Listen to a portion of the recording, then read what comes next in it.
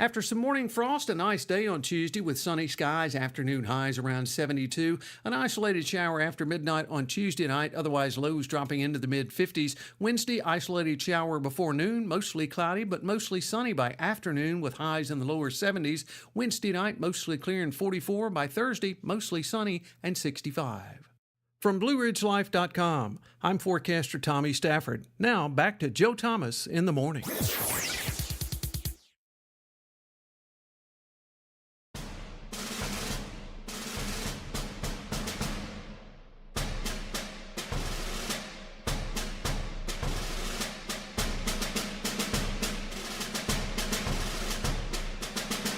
Joe Thomas in the morning. Thank you for tuning in, YouTube and Rumble, and coming soon to broadcast radios all across Central Virginia. My name is Joe Thomas. In case you were wondering, it's eponymous or hippopotamus, or just not the hippopotamus or any other Sandra Boynton books you may remember from your childhood or your kids. Much ado today. Significant sound and fury signifying, well, they hope you think it's nothing. We have to spend some time on this Associated Press report that says it's toxic politics that's keeping us from finding out what's going on with COVID-19. Meanwhile, everything you know is covered in green dust right now. It's that green powder coat that takes over Central Virginia, according to the weathermen. It is now peak pollen season, but they haven't blamed it on climate change yet. Should we count our blessings, or should I keep my cake hole shut before somebody says, that's it, we'll blame the pollen on climate change? 434-882-4217 is the phone number, or jtinthemorningradio@gmail.com. Yeah, I'm already getting a text saying, please stop giving them any ideas, Joe. They'll blame the pollen on COVID, on climate change. We're going to, on the subject of Earth Day, Craig Rucker, co-founder of the great group CFACT, is a committee for, I always mess up CFACT, but CFACT, one of the great climate reality groups out there. Committee for a Constructive Tomorrow. I knew it was in here somewhere. Don't tell Dargan at the Learning RX. It took me a moment to get it. He'll have me in there trying to recite the president's names and keep up with a metronome. So he's going to join us, talk about Lenin's birthday yesterday, and how we're continuing to trundle this way. Also, Michael Maybach, Save Our States, Maine, in one of the most passive-aggressive ways of doing this, has now joined the National Popular Vote Compact by passing it through the legislature, then sending it to the governor, who wouldn't sign it. So apparently there was a trigger law in it that if the governor hadn't signed it by a certain date, it just became law anyway. What a great way to make a law. Half the people didn't vote for it. People weren't there. They had it passed. Apparently, about, as I understand it, 5 members opposing the compact were not in quorum, so they held the vote anyway. And then they sent it to the governor, who just didn't sign it, but apparently within it, it had a secret trigger in it. So that's all good. Michael Maybach, they're getting very close to getting the National Popular Vote Compact, but there is no basis of law, and Michael will tell us all about that. Also, I don't know if you saw this story or not. This is on the periphery, or is it? I'm not sure. But our friend Bob Good, who was on with us yesterday, has introduced legislation that would cut the funding from National Public Radio. And do we have the story? That's the one. So this is the story, Congressman Good and National Public Radio. Well, the government shouldn't be in the business of funding media, and it certainly shouldn't be funding media that has a clear bias. NPR's had a And we don't, decades, we don't and have it's the just growing video. by the day. And there's no reason for taxpayers to have to fund this.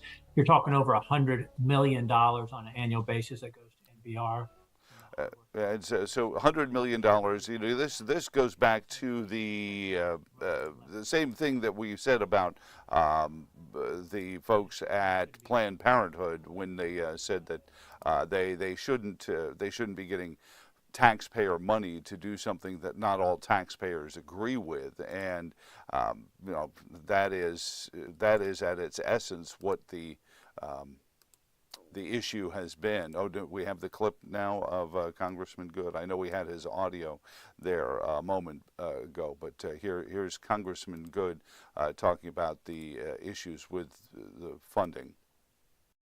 The government shouldn't be in the business of funding media, and it certainly shouldn't be funding media that has a clear bias. NPR has had a clear left-wing bias for decades, and it's just growing by the day. And there's no reason for taxpayers to have to fund this. You're talking over $100 million on an annual basis that goes to NPR from the hardworking taxpayers, and there's just no reason for that. Again, essentially, especially when it's promoting a left-wing bias. And of course, you know, we had the chair, the president of NPR earlier in the week, or was it Friday, talking about how truth is a subjective thing, and it's all about your truth and their truth. So Congressman Good has called on this. Now, here's again, we watched this with Planned Parenthood, where they'll get the money from the federal government for other things, you know, cleaning supplies for the office or, you know, stationery. And then they'll take the money that they would have otherwise been using for left-wing media bias out of the budget where they would have spent it on stationery or anything like that. That's how Planned Parenthood does it. And that's how NPR will continue to do it. This is, of course, the apparatchik. You talk about state-run media, and we've talked in the past about how these newsrooms have been co-opted by Access. Well, Access is still a Pyrrhic thing, because there is always the rare option that somebody like Congressman Good gets to a position of authority, and therefore, you know, a president might be a Republican, certainly 270 to win, and their statewide polls are indicating that is a likelihood. So you need to have actually a state-run media, and that's what National Public Radio and PBS have become because of the funding. Was not their intent when they got started. They just said they were going to serve in areas that not driven by profit, non-profit broadcasting. Yet non-profit is such a misnomer. You look at the amounts of money that these non-profit CEOs earn, and the boards and all the folks who work within these non-profits, they're banking serious cash. Oh, sure, there's nothing left over at the end that you would call profit, but that's just simply a divestiture stand. I think the rules governing nonprofits have been so weakened that you name it. Now, we're going through this as we build towards WTON. You know, the funding for commercial broadcast is so much harder, and we're probably going to launch a GoFundMe page, not so much for the radio station, that's kind of taken care of, but there's a lot of peripherals that need to be purchased for this, especially for those who want me back on the air in Charlottesville. So we're probably going to start a GoFundMe page for that, but even then, that requires you to get something for your contributions. NPR, you get a tote bag, a bumper sticker, you know, scratch and sniff, you know, hemp bumper sticker or something along those lines, and the money just goes to pay big salaries, and then to do the bidding of the government that sends the money to them. It's the same way they co-opt the schools and the police departments and the court systems, because once the money is coming from the 16th Amendment funded bottomless pit credit card that our grandchildren will, if we survive that long, have to pay back, it's all fun and games now. We've got a platinum card with no limit. Get us a J6 or whatever the airplanes are. I'm not into private planes. There's a J6. Is that one of the big airplanes, the private plane stuff that the rappers all fly around in? And it's all paid for by you and me. But the question is always never asked: why is it being paid for by you and me? Why is Planned Parenthood? Why does the education system, the Virginia budget? I ran into one of the longest standing members of the Virginia Budget Committee, Senator Creigh Deeds, on Saturday. He was very impressed. He said the governor has done some unprecedented things regarding this budget issue, and I said, well, what are we looking at? He goes, we don't know. We're going to try to come to some middle ground. And he said that. That's not necessarily what all the other Democrats in the General Assembly said, but Creigh Deeds once told me on the old radio program, I'm allowed to say the old radio program? I mean, people do know I used to have a radio program, right? I'm not going to get a cease. No, okay. I can say that we were on another, okay. So on the old radio program, Creigh Deeds once told us that the amount of the Virginia budget that is passed through from the federal government was in excess of 20%. And that was 10 years ago.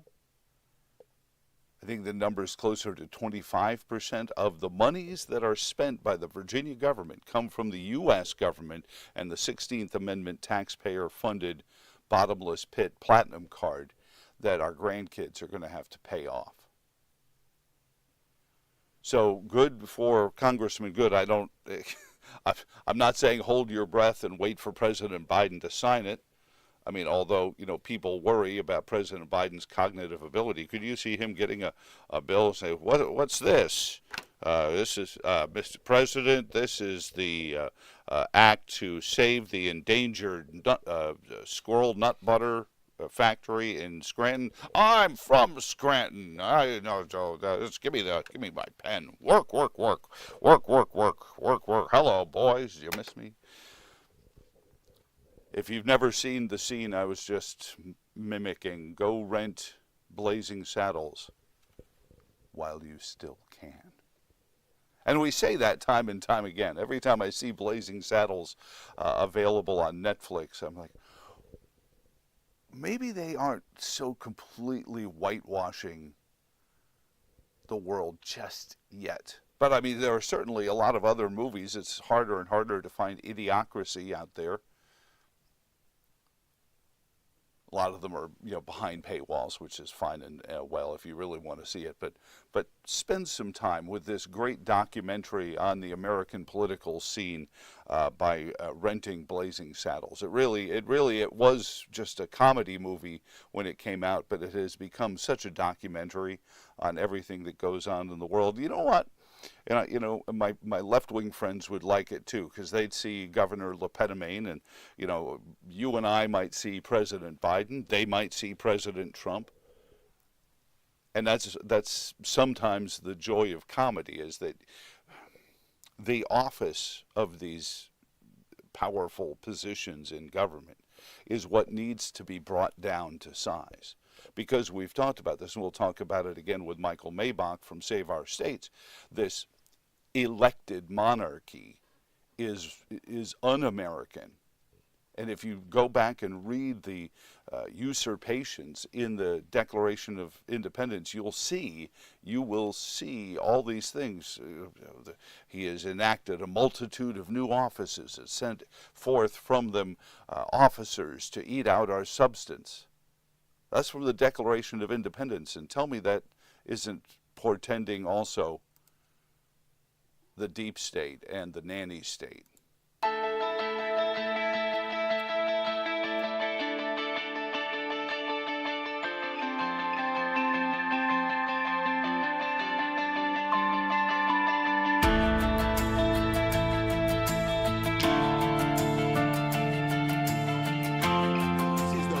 Racing Wire Minute with Brian Belansky. Dixon wins at Long Beach. That story next. The Racing Wire Minute is presented by She can stand, she can do more. Like build a rocket and watch it soar.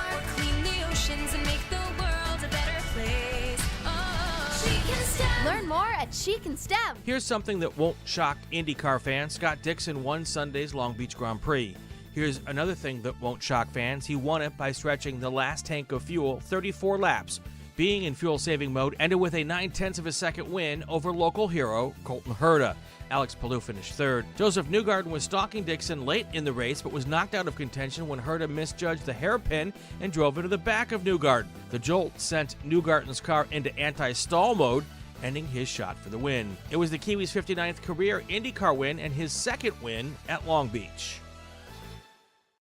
After some morning frost, a nice day on Tuesday with sunny skies, afternoon highs around 72. An isolated shower after midnight on Tuesday night, otherwise lows dropping into the mid-50s. Wednesday, isolated shower before noon, mostly cloudy but mostly sunny by afternoon with highs in the lower 70s. Wednesday night, mostly clear and 44. By Thursday, mostly sunny and 65. From BlueRidgeLife.com, I'm forecaster Tommy Stafford. Now back to Joe Thomas in the morning.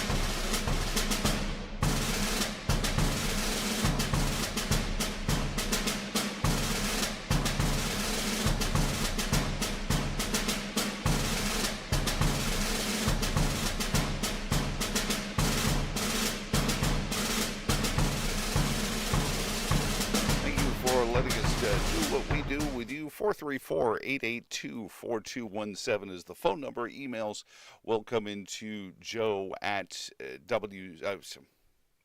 there we go.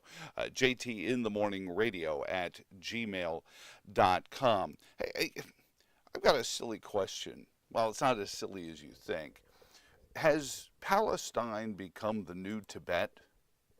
Remember, free Tibet, with a purchase of a Happy Meal. Remember when Tibet was, the whole thing, we have to protest for Tibet. We even have Virginia license plates that you saw there, supporting our support of Tibet. Do we have the pictures posted on X that just were stunning? Seville Bubble posted these pictures, and I want you to see them. Jason D. Crane and Sarah Nuzzi posted these pictures, and there's going to be a Free Palestine vigil coming up.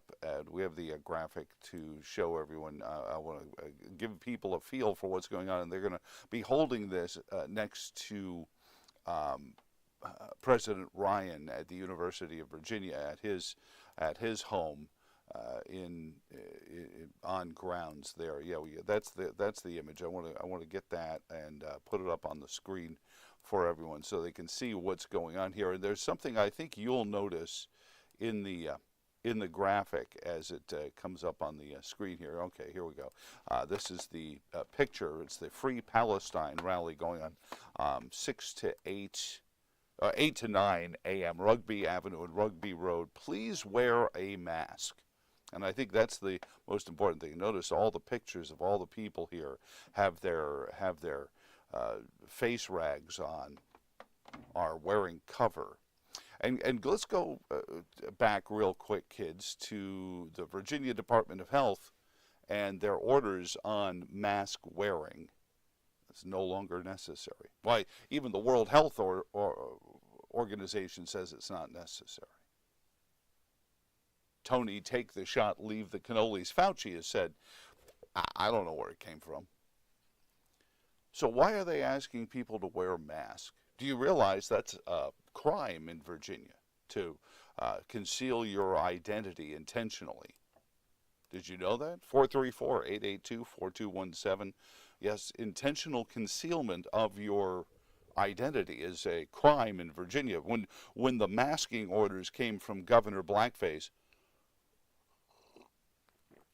first, the irony of the fact that his collegiate yearbook had a picture of either him wearing blackface or a white hood was certainly reissued a lot on the interwebs. But it was pointed out that Virginia law prohibits the concealment of your identity.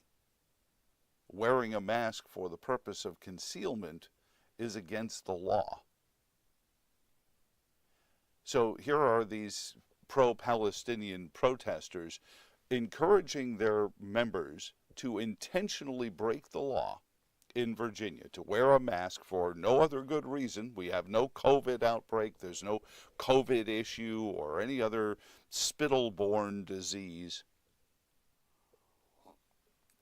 So why are they being encouraged to wear a mask? Is the Commonwealth's attorney that oversees the University of Virginia grounds, and that would be Albemarle County for those who are wondering, is he going to send the constabulary down? Is the University of Virginia Police Department going to arrest people who are intentionally concealing their identity by wearing a mask? Oh, you say, oh, Joe, you just don't like them because they're pro-Palestinian. Well, it's not whether or not you're pro-Palestinian or not. But how many people in, say, the Tea Party or now the Make America Great Again movement, if they were to hold a rally next to President Ryan's house, certainly they'd all be photographed. Why, we just watched the news yesterday. There was a violent fight down on the University of Virginia corner where not only did they have security camera footage, they shared it with the media. Now, we didn't get into it here because, well, honestly, some of that is, but the police issued and they put out the security camera screen caps of a couple of guys they're looking for. And the one thing you can't say is that they're intentionally hiding their identity, which is, as I read it right here, the whole intent of this pro-Palestinian rally is to rally for Palestine, but just not to let anyone know who you are, because that, and I know the little mouth mask, the spittle rag that everyone has because of COVID it is a better concealment than Batman's mask in a lot of ways, or certainly Robin's mask. Covered like his eyes. But I mean, if you talk to somebody who does criminal investigations, this area here is the area that you want to see. And these guys wearing their masks, they're not concealing most of that area. So I think FaceRec would be able to identify them. Anyway, they won't, because as I asked at the onset, that I believe Free Palestine has replaced Free Tibet in Virginia's hearts and minds. And that's really sad, because the two places couldn't be further or more disparately different from one another. But that's where we are right now. Is that I believe that there are fewer and fewer people who are interested in freeing Tibet than there are in people who want to be seen, phrase chosen intentionally, they want to be seen saying they support Palestine. Now, if something happens on an airplane that their family member is on, and heaven forbid, I'm not advocating that, but I'm just saying this is the problem with the American left, is they virtue signal this stuff, and the Palestinians laugh all the way to the bank. Hamas is sitting there saying, great, this is exactly what our PR firm told us would happen if we could get ourselves declared a marginalized community. Because they had watched the American news media long enough to know that all you had to do was get declared a marginalized community. It's like a frightening C5 vest-wearing version of the mouse that roared. All we have to do is get declared a marginalized community, an oppressed community, and the Americans will fall all over themselves to help us.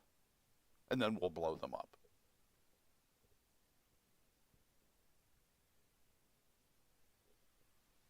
And you say, well, what's the right answer, Joe? What is the right answer to this? Authoritarianism, whether it be under the name of religion or not, anything that violates God's given human rights to somebody has to be fought. There's no ambiguity on that. If somebody says you're not entitled to your rights because of your lesser status, that's already anathema to the American experience. And people say, well, are you? No. I have many folks, one of the folks running for Senate in Arizona, Dr. Zuhdi Jasser from the American Islamic Forum for Democracy, clearly said, well, you have to set aside some of these things, these ardent, crazy 14th century things that are in the Quran in order to exist in America, because you have to understand where an individual's human rights come in. And there is many things. Somebody posted over the weekend a picture of Noah's Ark on X, and it said, God saved bacon, not lettuce and tomatoes. Like, well, no, God saved pigs. We turned them into bacon. This came from the same file where people say, well, lemons make lemonade. No, they don't. Humans make lemonade out of lemons. I'm sorry, I get pedantic sometimes with this stuff. But also, scripturally, are we supposed to be eating the bacon? I'll leave that to you to ruminate on this morning. So there are many things that are ardently part of different faiths that we set aside in America for our own individual pursuits. And people say, well, Joe, how can you cotton somebody sinning? I don't cotton. It's not my place to punish you for your sins. I can tell you in advance, I think you're going to be sinning and you shouldn't do that. But if you still decide to go and sin, that's entirely on your ledger. And I know that's a controversial position as well. But it appears to me that in our modern American construct that the Palestinians have replaced Tibet as the group that we need to save, free, or do something for. When will the license plate be available from the Virginia Department of Transportation? Can't you see it? Friends of Hamas right there at the bottom. And instead of the sunrise right there on the top, maybe it can be the explosion of a car bomb. And it should be Virginia, Friends of Hamas. Oh, Joe, that's not there. They would never do that. Really? Really? You don't think if Abigail Spanberger becomes governor of the Commonwealth of Virginia in 2025, and she's got majorities in both the House and the Senate, that's a free or Friends of Hamas license plate wouldn't be made? Now, you and I might put an explosion behind the lettering there, but they certainly wouldn't. They'd put some indication of the Israeli occupation of the traditional blah, blah, blah, blah, blah. I'm not asking for it, I'm just warning.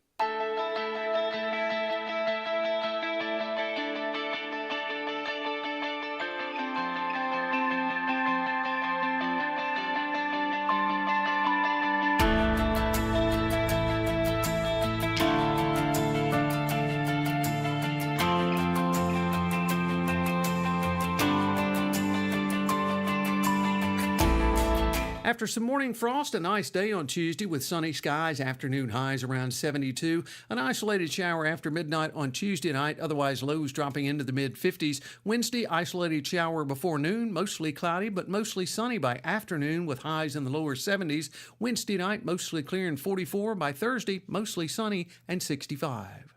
From BlueRidgeLife.com, I'm forecaster Tommy Stafford. Now back to Joe Thomas in the morning.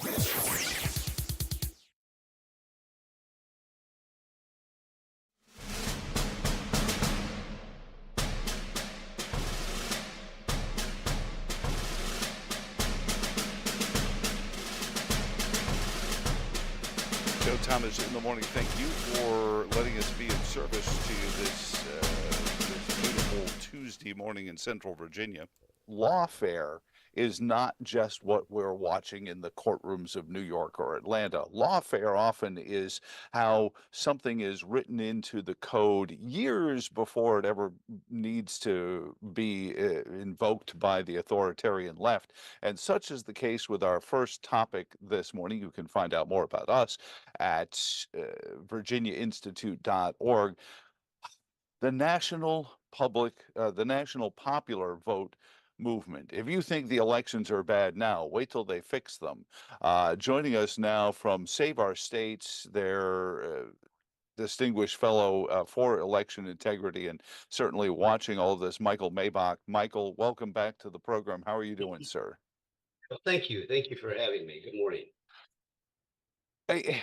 I guess this goes back as far as at least 2020. I mean, not 2020, 2000, maybe even earlier than that, with this argument of well, so-and-so won the national popular vote, but the Electoral College gave them the presidency. And sometimes hardcore constitutionalists will take up that argument. I said, but it's prescribed right there in the Constitution how Yeah. these states are going to be picked. Yet we just watched Maine become yet another state, I guess, backdooring its way into the national popular vote. Tell us what happened up in Maine.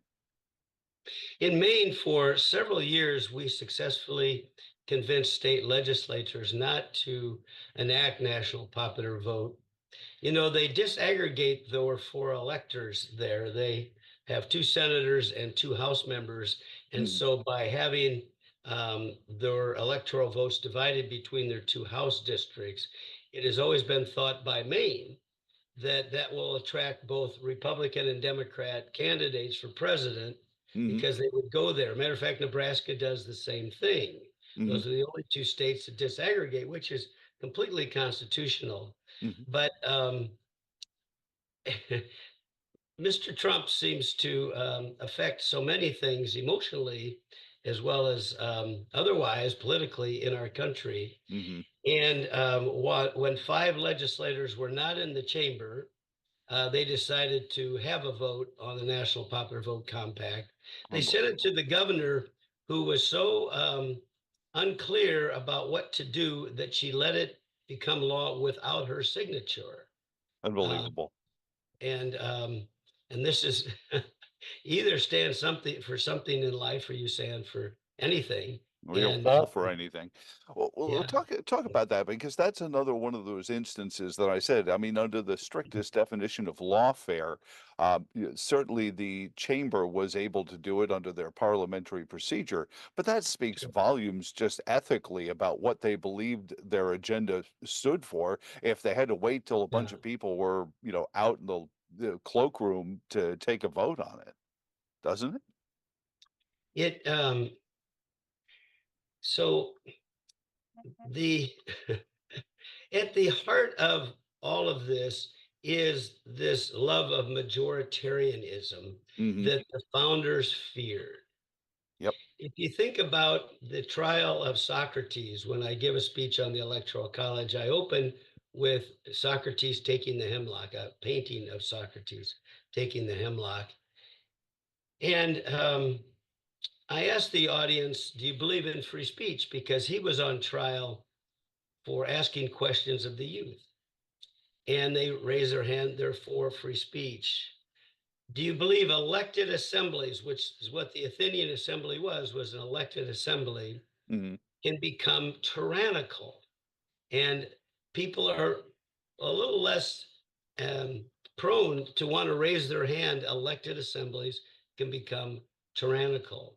The founders knew that our nature was broken and that men naturally became tyrannical. This led Plato, who was the student of Socrates, who wrote a book called The Republic, to say in chapter 10 of The Republic, democracies always become tyrannies because the rule of the street.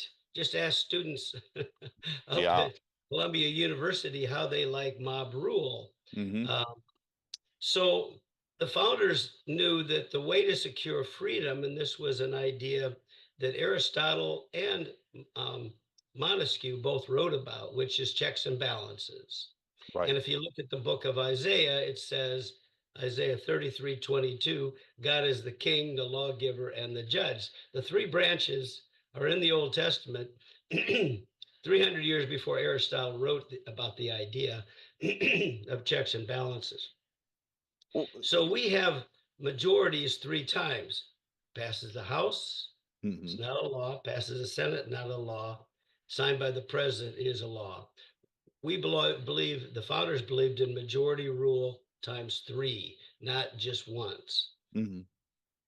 Well, let's speak about that, because one of the things in the checks and balances system, I think, has been lost, especially since 2003 or so. But I think it was a march that began at the end of the Civil War, Michael, which is this, I refer to it as an elected monarchy, where the president, with his cabinet secretaries, each possessing police departments and court systems of their own, rule over a country not governed by laws, but governed by policies that can change with each president. And I think that also leads to this zeal for, blood sport every 4 years. But it's even more reason to fear a national popular vote. Am I wrong about that view?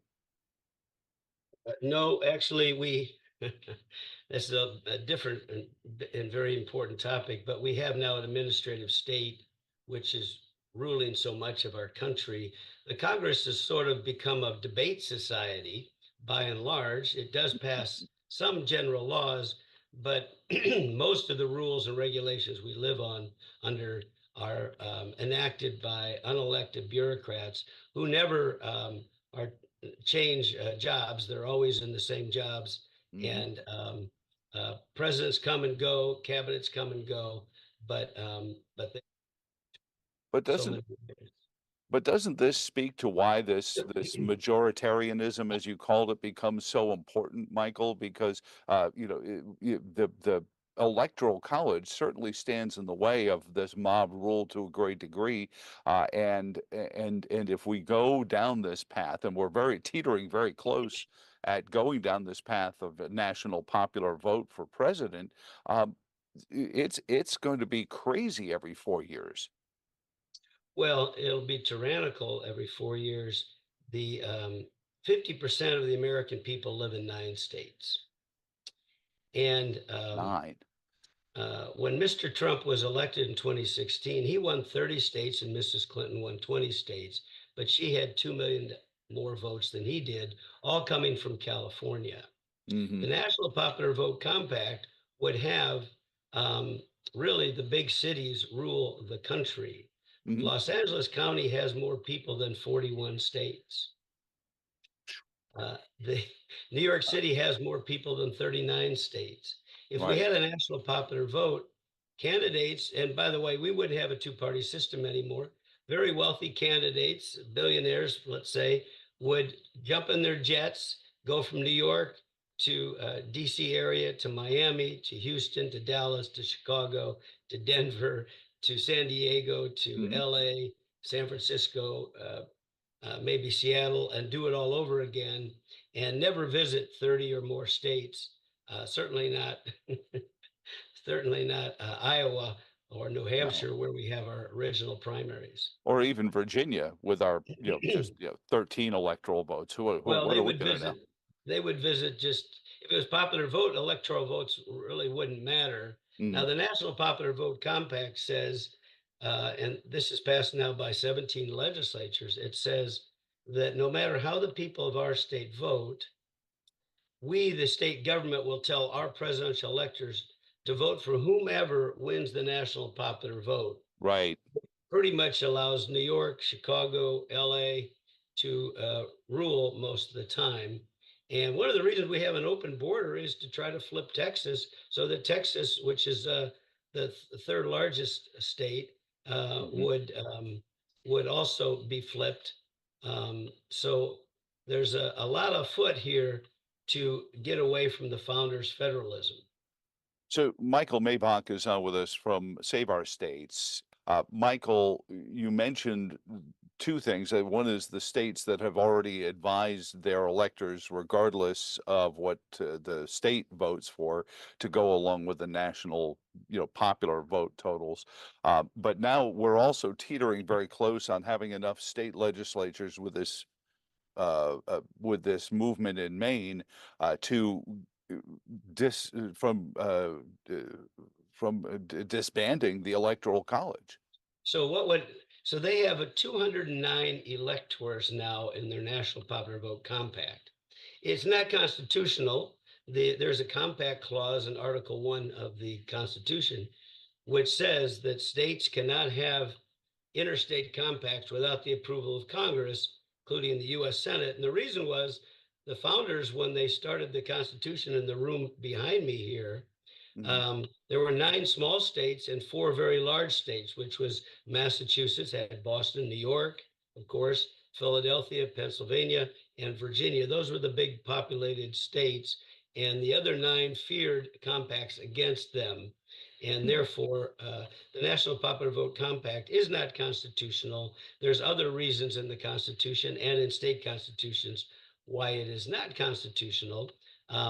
But that is probably not the point. The point is to have enough enough electoral votes, 270, excuse me, to throw this into a crisis on a presidential election night.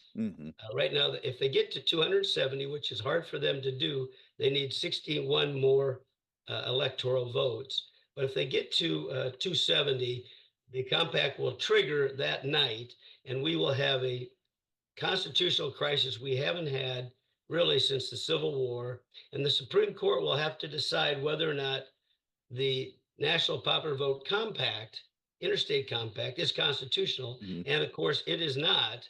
But this is a way to then undermine the Supreme Court, to call for its packing, to say, gee, isn't it terrible that the National Popular Vote didn't win, and therefore we have to change the Constitution. Right.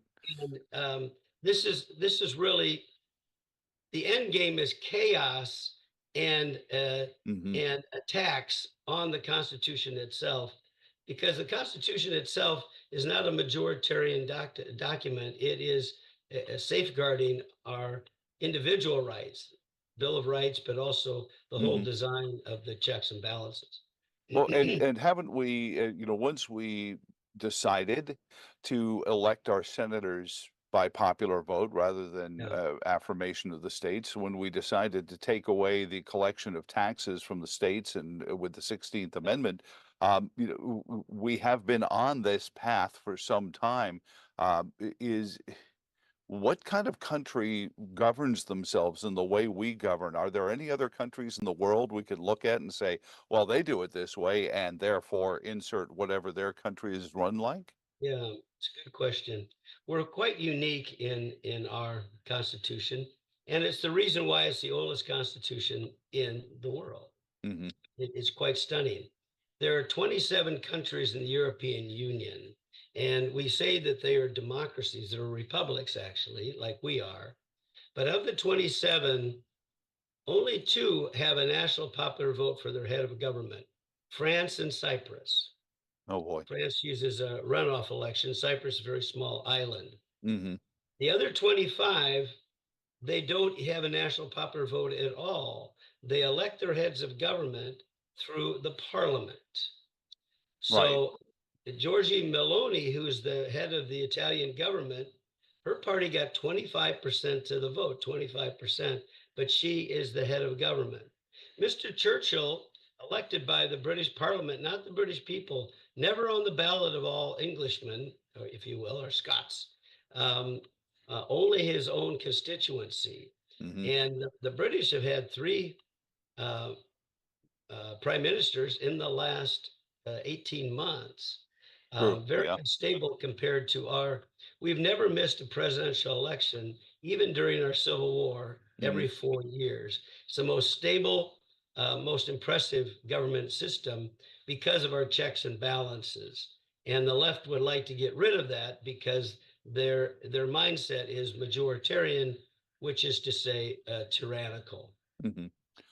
And you bring up the essence of why we had the Electoral College and why we had a lot of the other safeguards in how the government ran, which was to make sure things like the voice of the minority gets heard, our parliamentary procedural rules and things like that.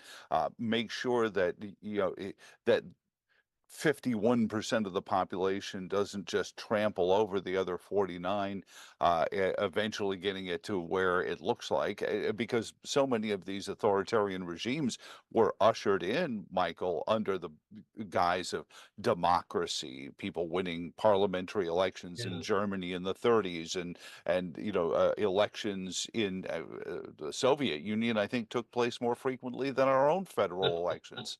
So, just because you hold elections doesn't mean you're not authoritarian, correct?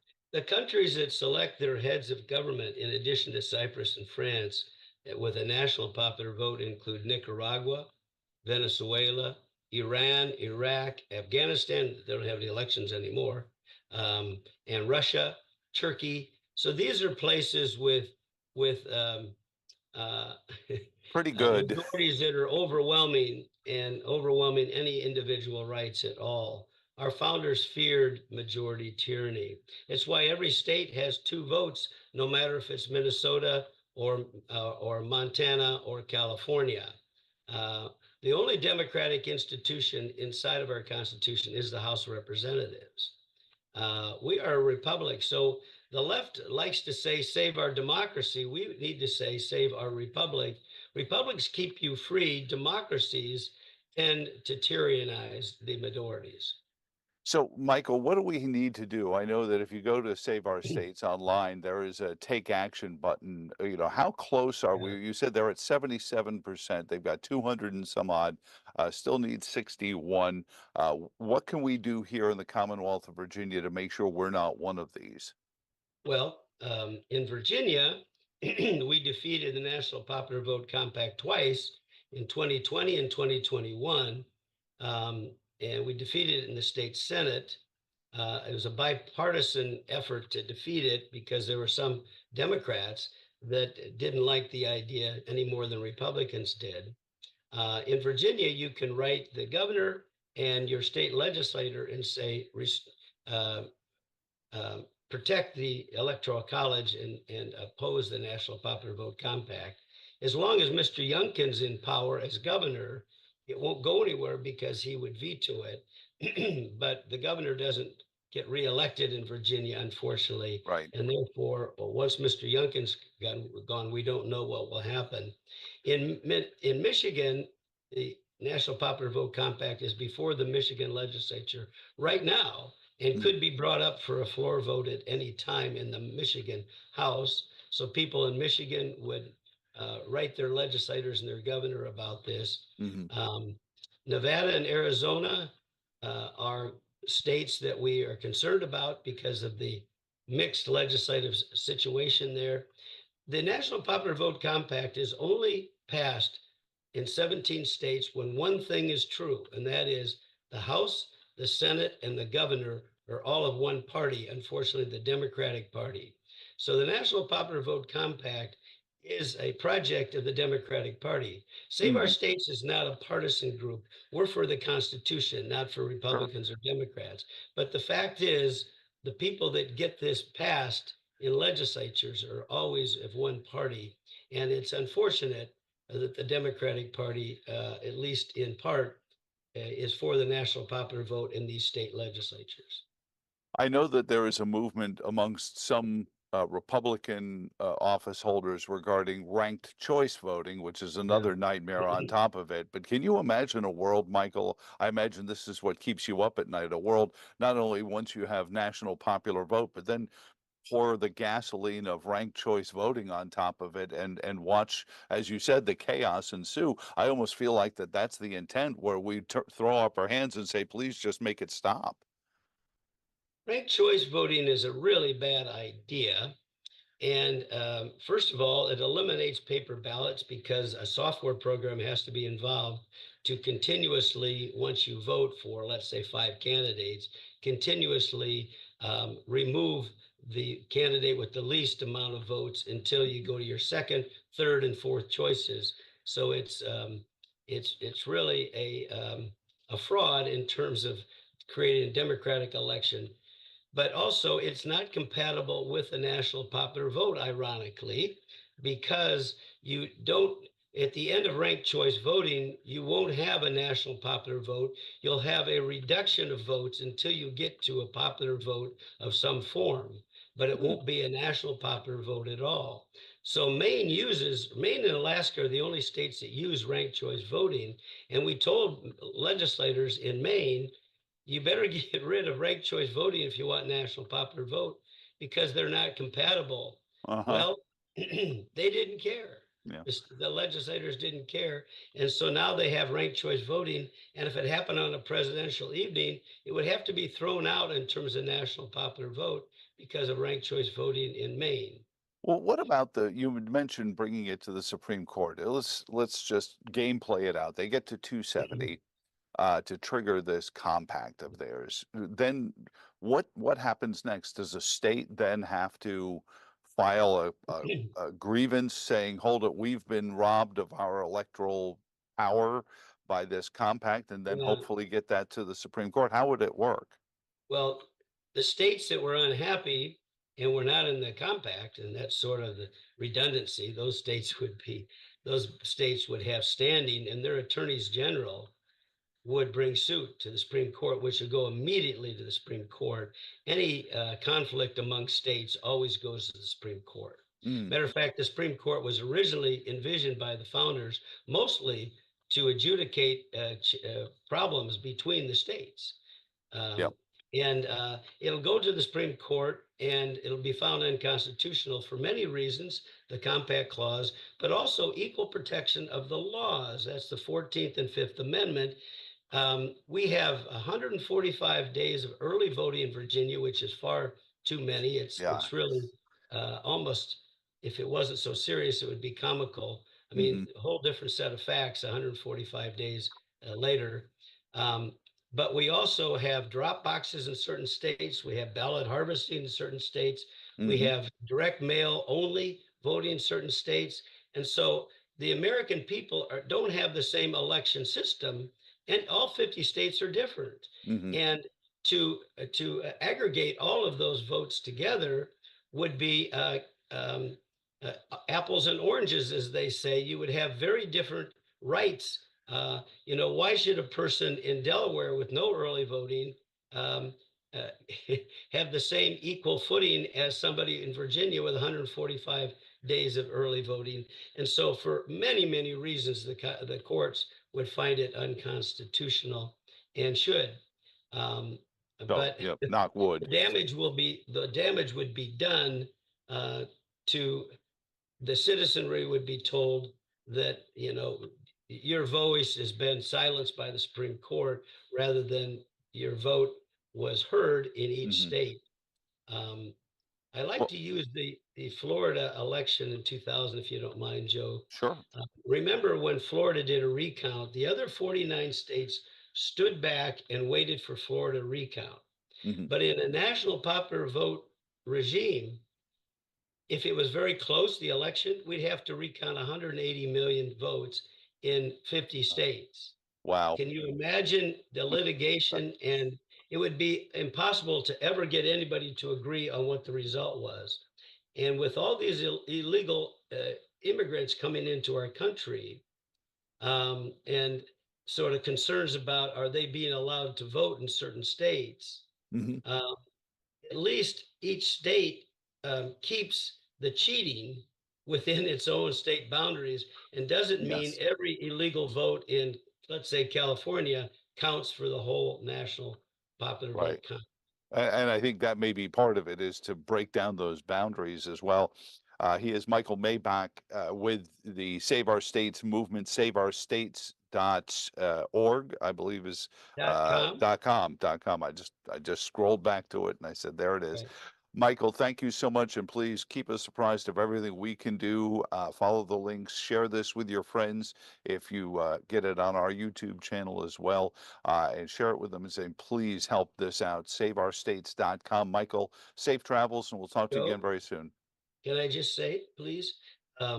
We are open to giving speeches around the country to groups and organizations that invite us, so they can go to our website or contact me and we can arrange a speech in their state.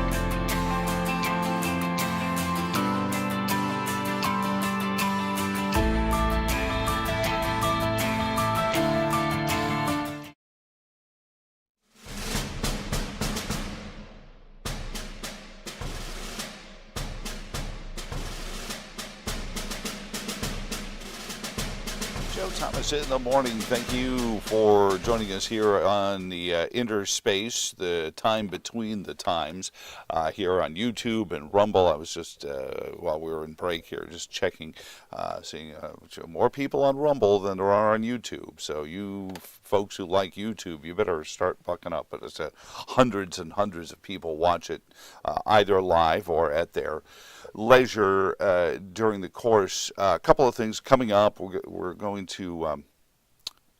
to get into the hush money trial, and I'm not sure, and I'm sure they've focus grouped this.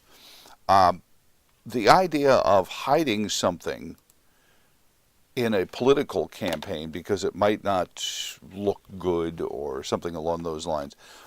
I don't know if everyone's game played, where this could lead to, and how many politicians would wind up in a courtroom if the issues of just trying to keep something that could be politically damaging to the electorate out of the public eye. Because that's what the premise here is of this hush money trial. But I want to spend a moment before we get into that. The Louisa school superintendent was just named superintendent of the year in Virginia, and Dr. Straley has been incredible, and he is one of those, and was rare in Central Virginia, to get the kids back in the classroom as fast as possible, became a provable point when these kids didn't have any issues with the Wu flu, and he got them back in the classroom with the teachers, and is getting some of the accolades that he deserves for it. So Louisa School Superintendent Dr. Straley, congratulations on being named Superintendent of the Year in the Commonwealth of Virginia, and well-deserved, because, as I said, he was one of the rare ones that said, no, let's get everyone back in the classroom before we lose another generation to learning loss. And you can see it, already in the test scores and things like that in Louisa County here in Central Virginia.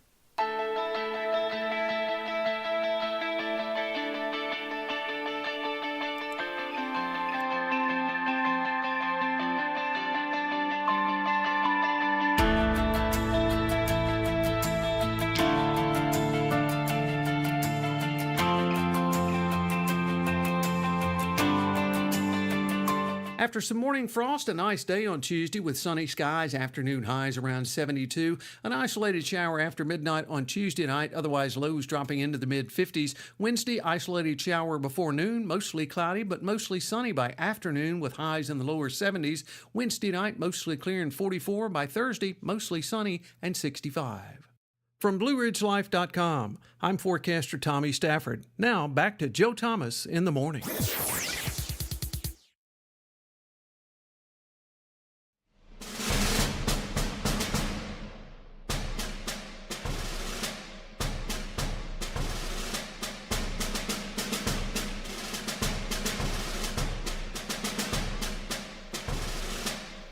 Joe Thomas in the morning on this Tuesday through your smartphone or wherever you may be downloading and enjoying the program this morning on Rumble and YouTube. And somebody asked me again yesterday, are we going to keep doing this once the new radio station comes through the bowels of the FCC and we scoop it up and start broadcasting on it? Yeah, I think so. For some reason, you have this moribund curiosity into what I look like.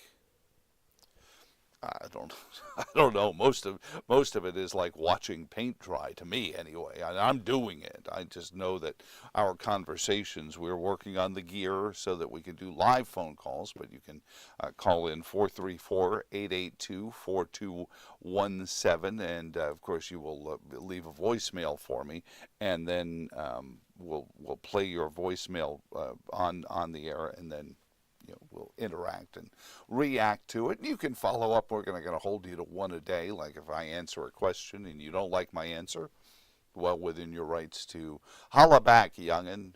Also, emails come into jtinthemorningradio@gmail.com. So the president's trial, we can't obviously ignore this massive PR campaign for President Trump. And as groundbreaking as President Biden's campaign may have been, to actually not go out and campaign, can you imagine the amount of money people are thinking that they may be able to save in this new paradigm? I mean, President Biden nary left his house and won the presidency. Donald Trump is not going to leave this courtroom for some time now, and yet is climbing the polls and is getting all sorts of earned media, newsmaker media. They think it's making him look bad, but the polls seem to be saying the opposite. This is him yesterday in the courtroom as he came out after the trial. Is he there? Do we have the clip? Please, ads. And this is the trouble. I misset my my web browser for it. Fraud and a full-blown criminal conspiracy. Here's a taste. These are all Biden trials. This is done as election interference. Everybody knows it. I'm here instead of being able to be in Pennsylvania and Georgia and lots of other places campaigning. And it's very unfair. This is a witch hunt, and it's a shame. And it comes out of Washington. It's in coordination with Washington, everything, including the DA's office. It's in coordination with Washington. I just want people to understand that this is done for purposes of hurting the opponent of the worst president in the history of our country.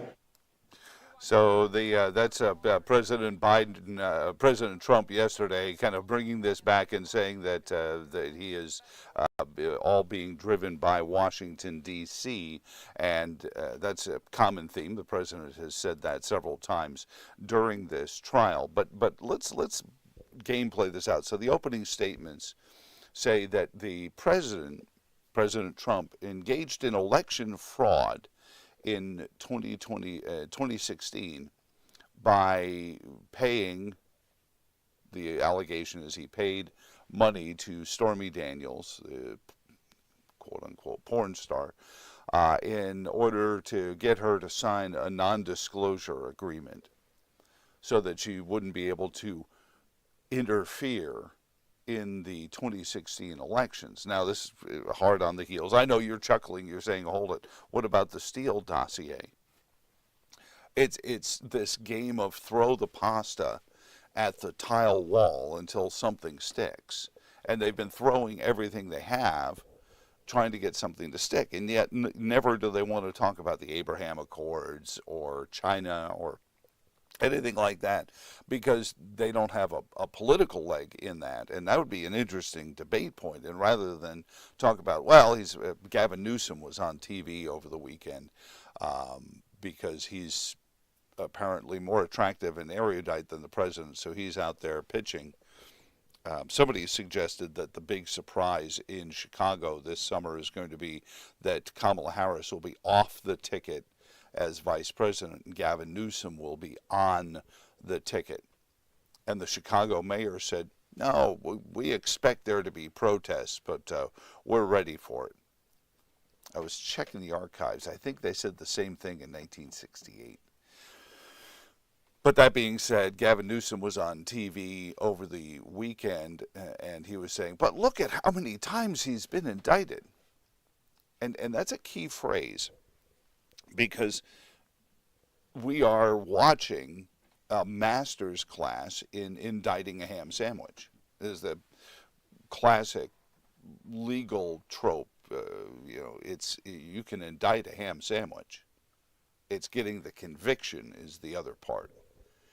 And so in this battle of lawfare, where they're trying desperately to find something legal to convict Donald Trump of, and by the way, here's to all those electors, the quote-unquote fake electors who are just alternate electors, but insert the word fake, and I'd love to see some of the folks go after some of these legacy media outlets for whether it be character assassination or straight up libel, for referring to them as fake electors. They were chosen as alternate electors, and they've all held on.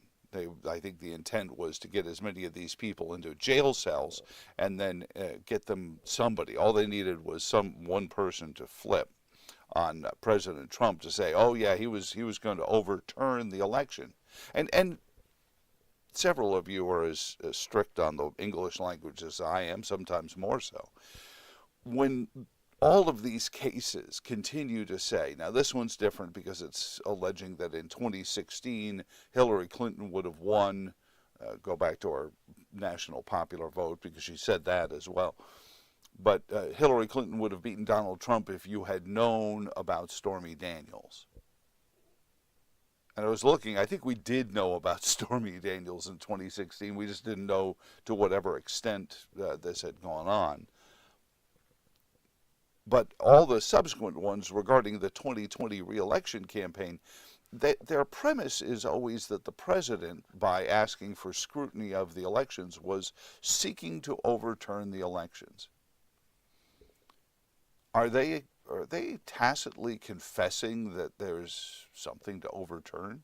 That if we looked into the elections the way several senators and several congressmen wanted to on January 6th, it might have been overturned? It seems like the more times they say everything President Trump did after the November 2020 elections was going to overturn the election.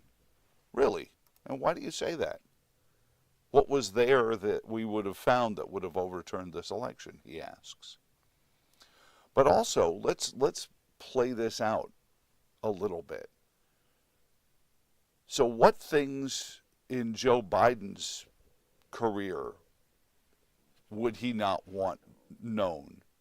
What non-disclosure agreements has anyone signed with Robert F. Kennedy Jr.? And these are just the two people running in the front along with President Trump in 2024.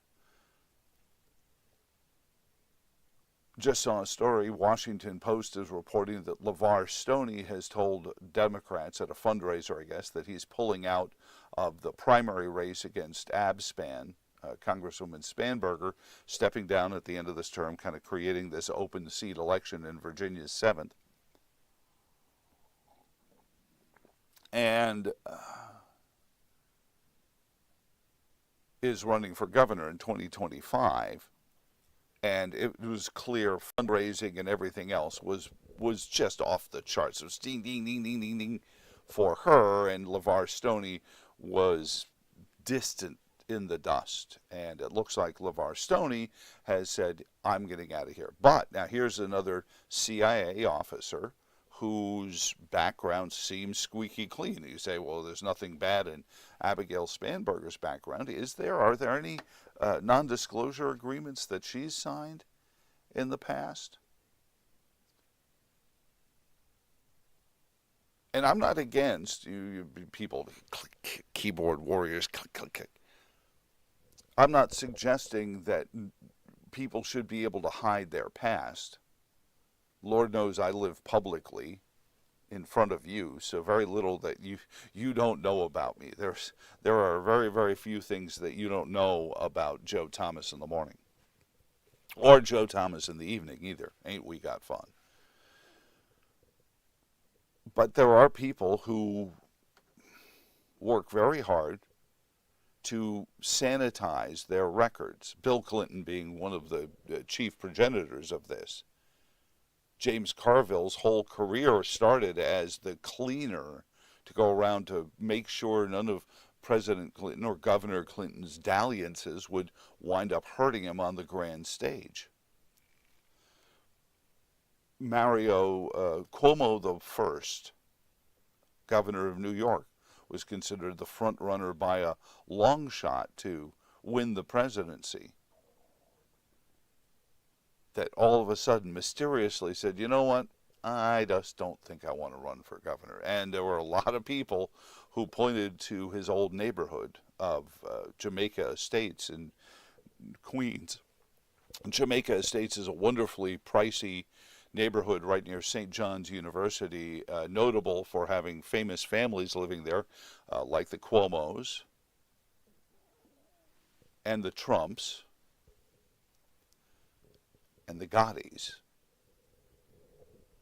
So mysteriously, Governor Cuomo says, oh, you know what, I'm good. I'm going to endorse Bill Clinton after a meeting with Bill Clinton. I've been told by the people who booked the airplane that his paperwork was already ready to be filed, and there was a jet sitting on the tarmac in Albany ready to fly him to New Hampshire. And then at the last minute he said, no, maybe not.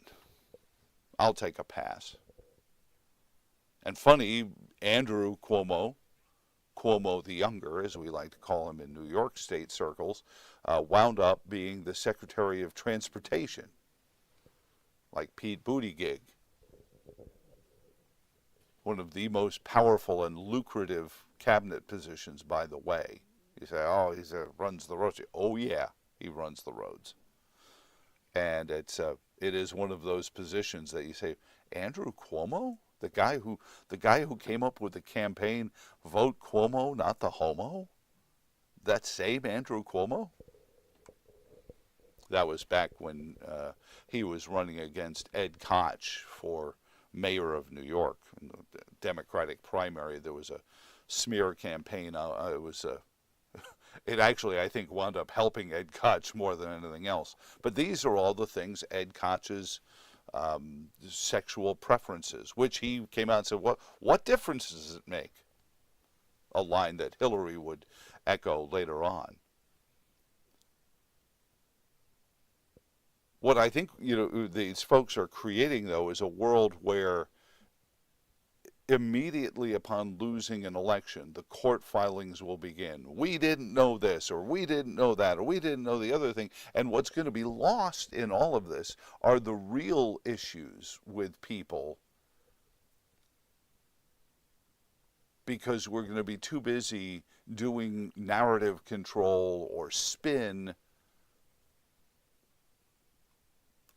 for the people who are paying us. And that's one of the things Bob Good cutting the funding, or trying to cut the funding for NPR. That's kind of where they were. They always doe-eyed anyone who was going to grow government. They were always, aren't they wonderful? And no, they weren't. But that's a story for another day, kids.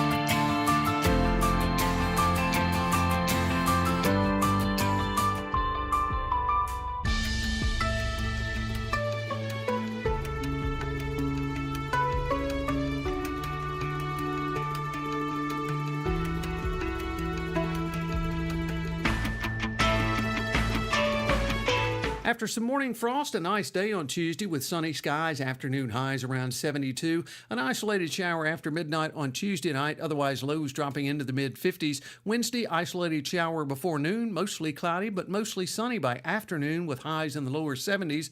Wednesday night, mostly clear and 44. By Thursday, mostly sunny and 65. From BlueRidgeLife.com, I'm forecaster Tommy Stafford. Now back to Joe Thomas in the morning.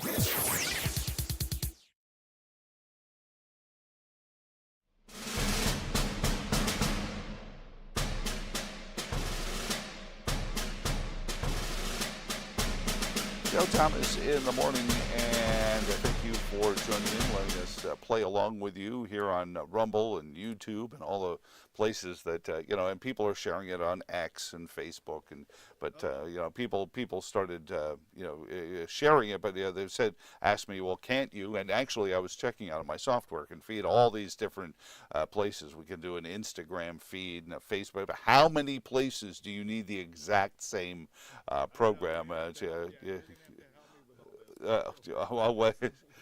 He is the great Mac McDonald. Why do you want to? Are you going to compete with me? Are you going to start a competing? No, not at all, not at all. But like, there are times probably in the with students and with Bud. And sure.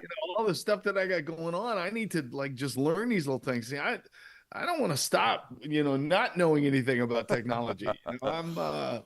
So anyway, it's all good. Happy Tuesday. Happy Tuesday to you. But here's the thing, and you'll find this frequently, and I get this question all the time. Are we going to be on camera? So when I send people the Zoom link, they're like, do I have to be on camera? Yes, you might want to brush your hair and put a collared shirt on. But anyway, I try to comb my hair every morning. I know that. I try to be as pretty for you as I possibly can. So you can't see I hadn't shaved in a couple days.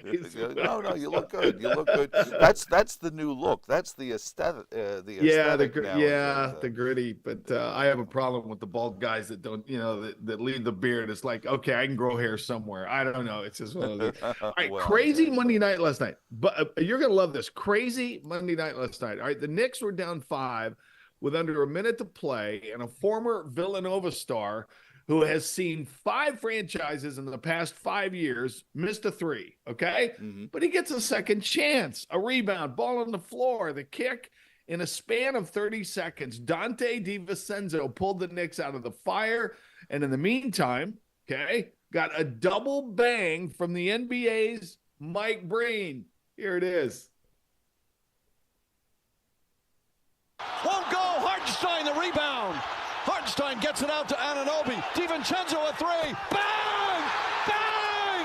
Knicks take a 1-point lead with 13 seconds remaining. How good is that, huh? So here's the thing. Knicks fans are calling it one of the best moments in the last 25 years. But to heck with the Knicks, there's a stat. It was the 5th double bang all time in Mike Breen history. Wow, we have stats for that. I had no idea. The final 104-101. This is kind of a stat-filled day, and you thought it was just an ordinary Monday night, right? Well, the Denver Nuggets rallied from 20 down to beat the Lakers 101-99. Jamal Murray, a step-back jumper, not bad for a guy who had missed 13 of his first 16 shots, right? LA led 68-48, 2 minutes into the second half. All right, in the third quarter, the Nuggets turned the second half into gold. I just made that up. Former Pete Gillen assistant and Denver head coach Mike Malone told the Scribes he didn't have a 20-point play. The Nuggets tied things with 1:15 to go, and so Denver is up to nothing, and naturally LeBron is complaining about the call he didn't get. All right, now talk about strange stats. Yesterday, Yankee skipper Aaron Boone, who has been ejected 35 times, right? His 35th trip to the showers came yesterday in the Bronx, and he was actually innocent. 5 pitches into the game, the A's' Esteury Ruiz was hit on the back foot by Yankees pitcher Carlos Rodon, okay? Boone thought he swung at the pitch, and he questioned the call. Home plate umpire Hunter Wendelstadt told Aaron, cool down, I got it, okay? And the Yes Network had the audio. It was perfect. So he made the call. Done deal. So Boone's back in the dugout, leg on the step. All of a sudden, a fan yells at Wendelstedt, a fan sitting behind the dugout. So Wendelstedt turns around. He ejects Aaron. thinking it was the Yankee manager Oh, who my was goodness. still chirping. Of course, Aaron Boone handled things in the press conference. I really didn't even go after Hunter. I was more upset that, on the appeal, and I said, Hunter, you can call it too. And he came back at me pretty hard, to which I didn't respond. I just said, okay. And I heard somebody yell, but again, I was standing down, and I heard, "You're gone, Aaron." And that's what I was like. I couldn't believe it. Went down, and it's embarrassing. It really is it's embarrassing. So he's going to contact Major League Baseball. Okay. So former Cavalier Zach Geloff got the 2-run dinger in the ninth. He's hitting 205, and he got the home run to win it. So congratulations to him. And so it just prompted me, which I tell all our students all the time. I tell research, go deep, take the extra step. Okay. Who holds the record for the most Major League Baseball ejections? I've got to say, I mean, if you're really asking, I mean, I'm really asking. I do have the answer. I'm going to say the Earl of Baltimore, Earl Weaver. Ooh, close. And that's a good guess. That's a great guess. Bobby Cox of the Braves with 162. So Aaron's a whole season's worth. Bobby Cox, 162 ejections. All right, a couple of other footnotes, Joe. If J.J. Redick decides on taking the Hornets head coaching job, which now he's offered and now he's interested, it would make the second time in 3 months that ESPN's lead broadcast team lost the color analyst in the NBA to go. The Hornets are interested in JJ, 15-year veteran. I'm not a big JJ fan. I think he's trying too hard to be a jerk and taking on Mad Dog and all this stuff. Anyway. Well, hold on. Didn't he go to Duke? I mean, oh no! Of course he did. There's no degree in being a jerk just because you went to No. Frankie, I'm kidding. I'm Frankie. Right. Ask Filipowski. Yeah. Ask Grayson. What's his name? What was Grayson's last name? Grayson. It just escaped me. Gray, who tripped everybody, and so did Filipowski. Anyway. Grayson. What was his last name? I can't believe I forgot. All right. That's because I'm getting old. All right. So if you thought that, sports and entertainment go hand in hand, they do. If you are a Netflix person, tune up for May 5th, live from Los Angeles in the Kia Forum. It is being called The Groat. Okay? What? It is the Groat, the greatest roast of all time. 46-year-old Tom Brady will be roasted. Kevin Hart is the I think it's Kevin Hart. He's the lead guy. He's going to be the host, and they will roast. They're going to roast him, and so it's all put together, joke fest. But Kevin Hart, Kevin Hart. If I said Kevin Hart's going to be the host. There's a lot of really top people that are going to roast him, but the one I look forward to, who knocks roasts dead, is Nikki Glazer, who can be so off color but Nikki will tear. So Tom Brady, get ready. And of course, Tom Brady will have a chance at, to reply to everybody. But I heard that yesterday. So. Matt Damon or any of the notable Bostonians going to be there? I would guess, I would think that there will be a lot, but they're Netflix, and it's live, by the way. It's going to be a live Netflix roast at 8:00 Eastern time on Netflix on May 5th. So Cinco de Mayo, set your clocks, moon glows or whatever, whatever you have. So I always get in trouble for he never got a dinner, from the old Dean Martin roast. Where's the Joe Namath changed the game, never got a dinner. Although, Joe Namath actually did get roasted by Dean Martin. I think there was a Joe Namath roast back in Foster Brooks. Would this not be a great one for Foster Brooks? My dad, Foster Brooks, and Foster Brooks, who never took a drink, by the way. Oh, yeah. It was all that. Foster Brooks made my dad literally just wet his breath. My dad laughed so hard at Foster Brooks. And when you go back and see some of the YouTube videos, Dean Martin could not hold it together. Foster Brooks was, Tom Brady he played quarterback. It's good stuff. Looking forward to that. That could be fun and entertainment there for Tom Brady. Who that's interesting, but he because he's always been one of those like super controlling image guys. Like of his course. image is don't mess with the image. That was a lot of the circle the wagons and Boston media. There's going to be a lot of great lines. No, Nick, there's going to be a lot. There will be a lot of great lines, of course, with his good looks and Giselle, and there'll be a lot of stuff. So it should be good. Gronk, I hope Gronk shows up. It would be good for Gronk or Julian Edelman to be there to roast him, to take a shot. But it'll be pretty good. By the way, Grayson Allen is the one you were. Thank you. Jeez, I couldn't think of Allen. All I could think of was Grayson. I could see his face. I drew a blank there. So anyway, thank you. If somebody wrote in or called in, I appreciate it. No. I just that was your research. Duke, Grayson. Yeah, I should have done that. No, I wrote tripping Grayson, and I got a couple of hipster bands, and then I found the basketball player in there. But it's interesting that they're hiring now. Does Reddick have any coaching experience except being a smart guy on the radio or TV? No, he's got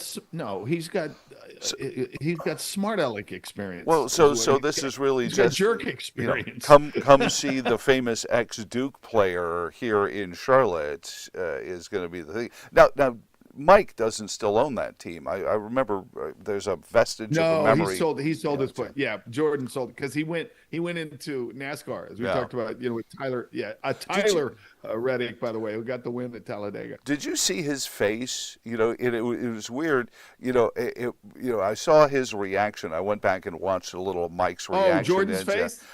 Because this is the first win for 23XI Racing with him there at the track. And it was like, I don't remember that kind of reaction his first NBA. Well, all right, he jumped up and down the first NBA championship. But by the end of the run, he's just there, and he's just like, yeah, we won again. This was like it was all new to him again. It's like he just won $500 by sinking a birdie putt at some golf course, allegedly. Yeah, cha-ching, cha-ching. The money he's shelling out, race teams, cha-ching. Well, they said they're growing too. They say that they're going to pick up a couple of more. There may be at least another car. Who can turn it down. By the way, shameless plug. Bud and I have got Tony Stewart in a couple of weeks.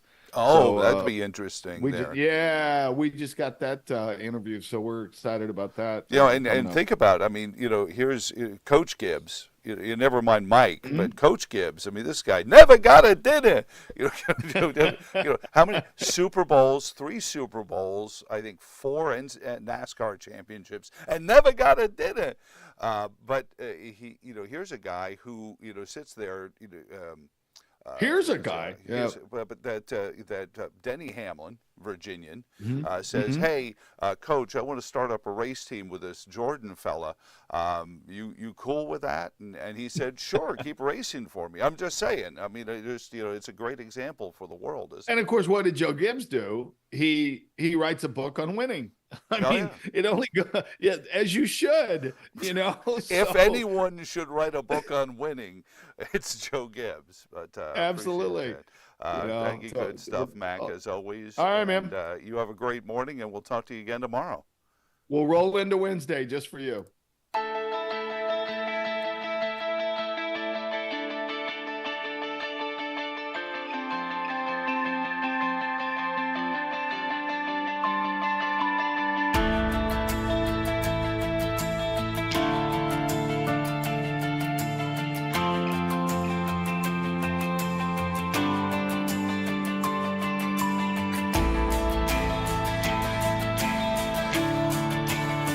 After some morning frost, a nice day on Tuesday with sunny skies, afternoon highs around 72. An isolated shower after midnight on Tuesday night, otherwise lows dropping into the mid-50s. Wednesday, isolated shower before noon, mostly cloudy but mostly sunny by afternoon with highs in the lower 70s. Wednesday night, mostly clear and 44. By Thursday, mostly sunny and 65.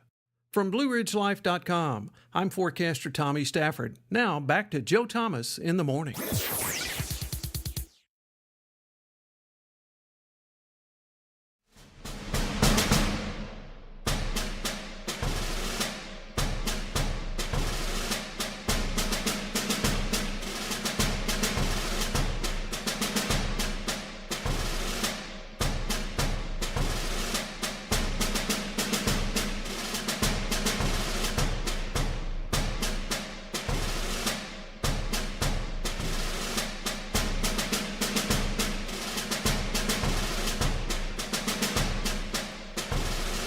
Joe Thomas in the morning. Thank you for doing your thing, which is downloading whatever app you're using to watch the program, YouTube or Rumble, and joining in on the fray. A lot of Rumble plays, a couple hundred a day, just on the show, whether it be live, which, somebody said to me, well, Joe, your radio show used to go till 9. Why don't you go till 9 now? I said, because the visual thing, I want to give people a chance to get in the shower and do the things they need to get out the door and get to work. I mean, I figure a lot of people have to be somewhere at 9 o'clock anyway, one would presume. Coming up, we're going to visit with Craig Rucker, the founder of the Committee for a Constructive Tomorrow. And this is one of those groups that has found all the flaws, let's just say the flaws in the ointment of the green agenda. And in the afterglow of Earth Day, we thought it'd be good to look in and see where we've been with Earth Day, Lenin's birthday, and where we're going with it, because we continue. And I want to ask Craig this when he's on with us in a little bit. The big issue I've always seen in this is, what do you do with this stuff when we're done? I have people saying we need, just for the number of electric car batteries that are out there now, we're going to need a Yucca Mountain-sized disposal site. Yucca Mountain, by the way, is where all spent nuclear fuel goes. Because these things can't just be tossed in a landfill. Certainly not the broken and unused solar panels. And the issue with what happens with these cracked and unworking solar panels, we were talking about this the other day, you cannot replace one. You have to replace a whole array of them, because Chicoms. So people are not replacing broken ones, which has anyone done any digging, any research into the groundwater around there? Holy Love Canal, Batman. These are the things that, the lack of scientific curiosity. Why does it some idiot who barely passed organic chemistry at Bayside High School asking these questions? Where's Tony take the shot, leave the cannoli, Fauci? On the subject, we were talking about this Associated Press report, and I know you love these AP reports.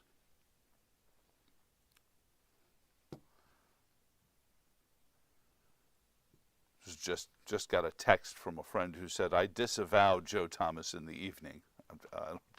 Somebody's got a political future. So the Associated Press report comes out yesterday, and the report says, titled, How the Search for the Origins of COVID-19 Turned Politically Poisonous.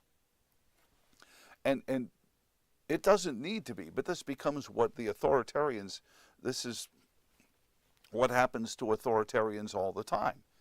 They assume authority, and then when you challenge it, they go, oh, ban him from social media. He yelled ivermectin in a crowded emergency room.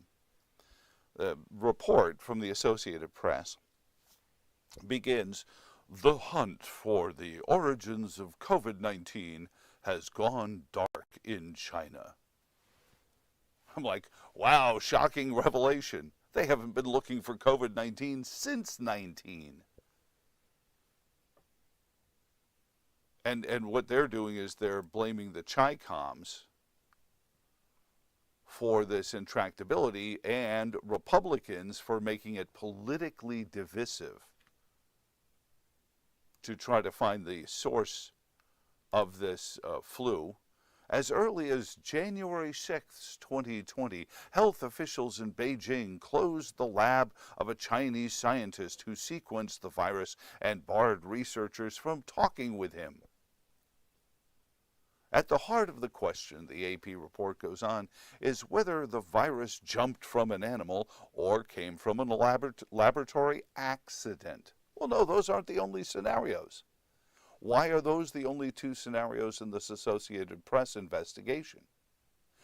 Couldn't it be all of the above? Couldn't it have been laboratory created, given to an animal that all of a sudden got out? I'm looking into some AI software, some of the same stuff that John Biscardi used to create the logo for Joe Thomas in the Morning podcast that we are using, because our friend Dr. Clark has a fanciful image that he's stuck in my head of a replacement statue for some of these Civil War memorials is a giant bat with Tony Fauci riding on it, wielding a giant hypodermic needle. But my visual in my head is very much like the movie Heavy Metal, where the guy's coming, the buxom woman, because it was, it was National Lampoon.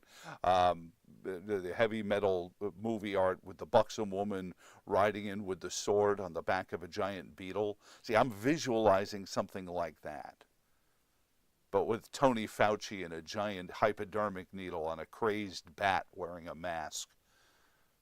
That's our monument to the war of COVID-19. No parade. And we never got a dinner.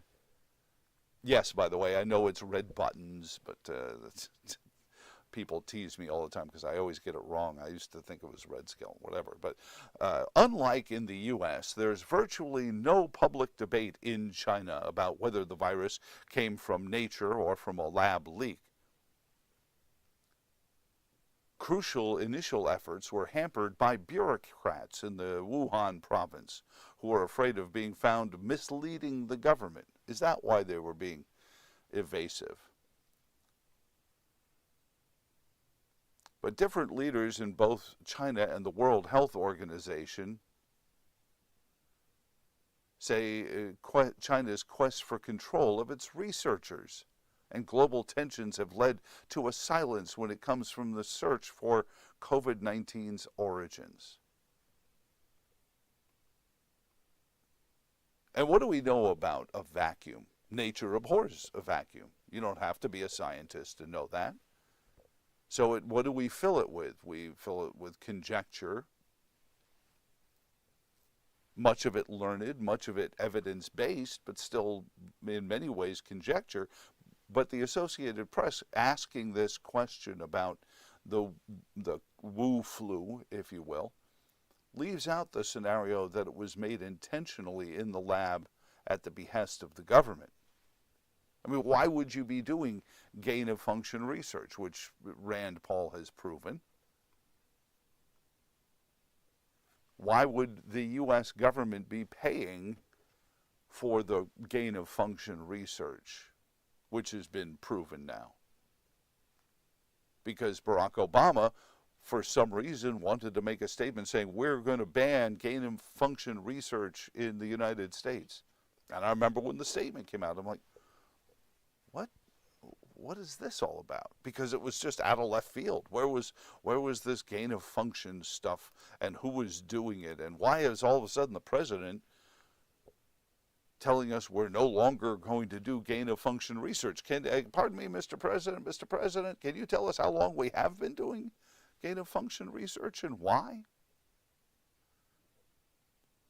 So I love this Associated Press because it's also a master class in what's wrong with the Associated Press.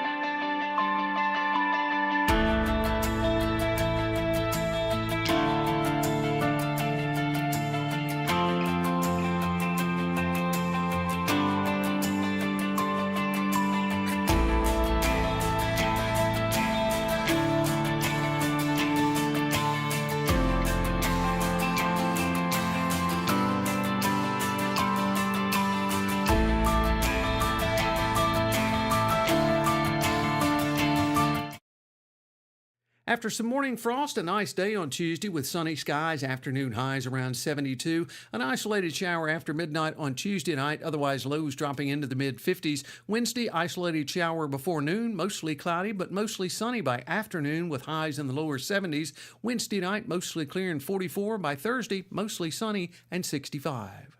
From BlueRidgeLife.com, I'm forecaster Tommy Stafford. Now back to Joe Thomas in the morning.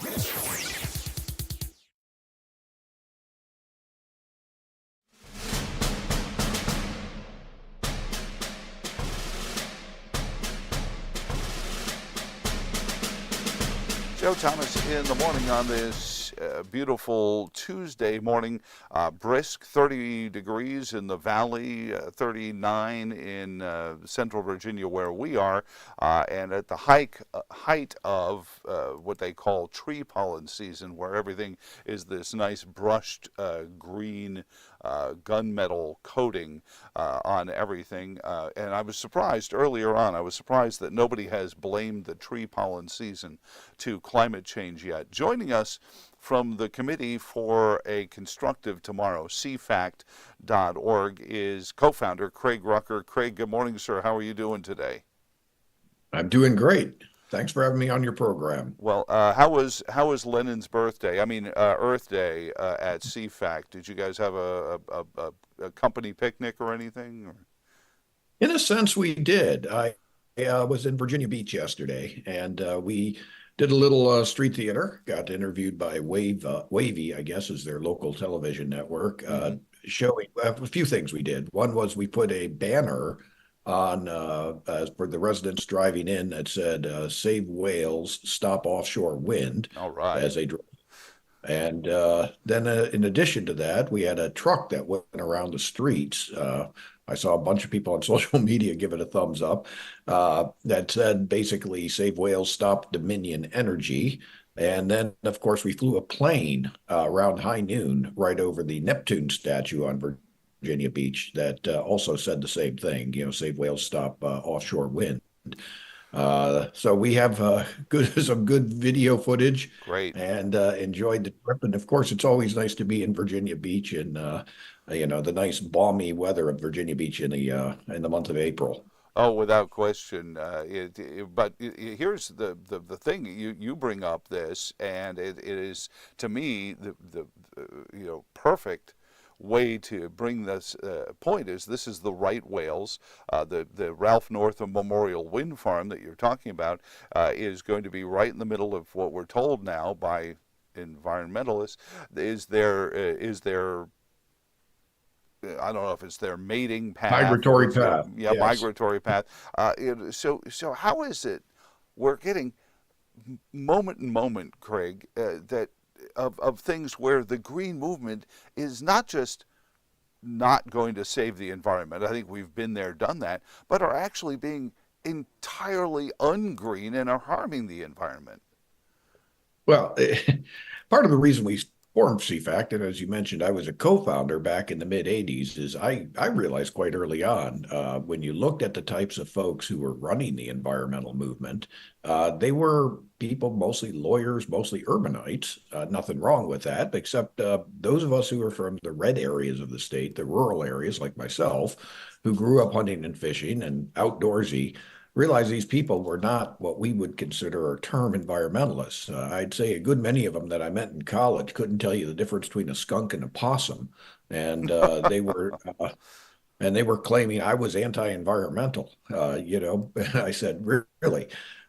Hunting, fishing, these things, knowing the outdoors and respecting the outdoors. These are the types of things that I grew up with. Mm-hmm. And I don't think it ever really had its roots in that. I think what it was an opportunity for the left. And that's when you mentioned Earth Day.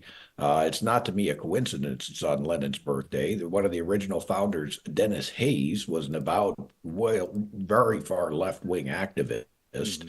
And I think the whole thing was really staged, much like the left does a lot of other issues, on the racial issues, on the gender issues, on a whole host of issues. They just captured this because they know people's natural inclination is to like the environment, protect the environment, and they want to use it to push their liberal agenda.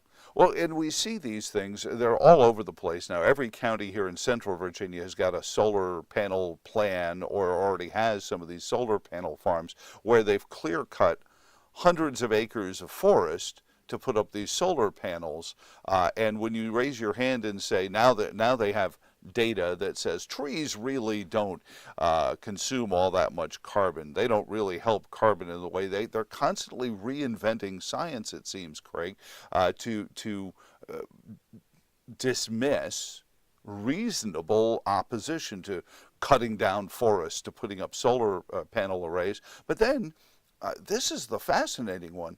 I've asked several people several times, hey, what are we going to do with these solar panels when they're done producing energy? And I'm like, oh, no, well, look at all the energy we're going to produce with this. These things are toxic waste dumps. Oh, you hit the nail on the head, and they're toxic waste dumps. They contain things like gallium arsenide, which is arsenic. We had a Texas hailstorm and just smashed tons of these things down in Texas, which could easily, which to me is Mother Nature fighting, against these things. But they could be leaking stuff into the groundwater. I was just out also in northern Colorado and in Wyoming just last week and meeting with people. These are people that are politically kind of opposite as I am. They're from conservancies and things like that, but we found we had a lot in common because they're putting wind farms right in the habitat of golden eagles and chopping them up. And they're even allowed, the Greens are good with them, killing a few of them because they're all at the altar of climate change. And they believe, just like when Greta Thunberg said we had 6 years left, she said that back in, 5 years left, back in 2018. Right. We have the end of the world. To me, it's self-evidently true. We didn't end the world in 2023. But they think that the world, AOC said it will end by 2030, and therefore, no matter what the cost is, if a few stupid species like whales and eagles have to die to get these wind farms and solar farms put in, then I guess we have to let them all pass because we're all going to perish anyway, in their mindset. Now, that's silly, but that's kind of the way they're acting. But we're funding not just some of these green energy companies anymore, like Enron, or GE. We're actually funding the Chinese Communist Party, which is where most of this stuff is being made, Craig.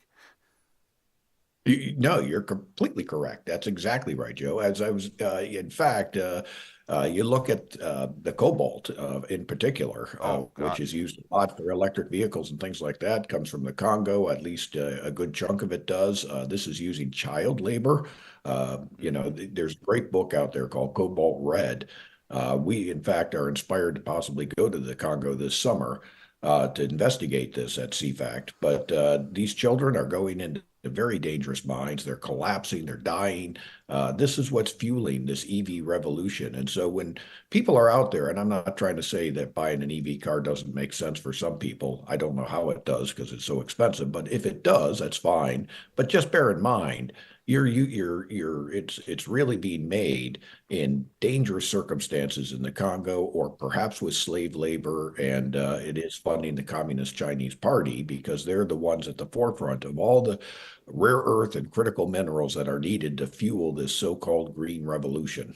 Well, isn't this also, I remember a half a decade ago saying, hold it, this Belt and Road Initiative seems problematic. China would show up with a whole bunch of American dollars in some cases.